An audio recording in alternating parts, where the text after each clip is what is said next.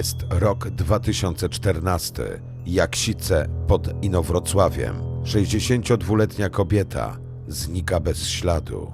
Żyje w skrajnej biedzie, w trudnych warunkach, razem z dorosłym synem. Oboje zmagali się z chorobą. Zaniepokojeni sąsiedzi wzywają policję. W mieszkaniu funkcjonariusze znajdują ciało. Sekcja zwłok nie pozostawia wątpliwości. To było morderstwo. Syn znika. Co wydarzyło się w tym domu i co naprawdę stało się z Michałem W. Paragraf zbrodni pod tytułem Zabójstwo matki. Odcinek 77 tylko dla osób wspierających.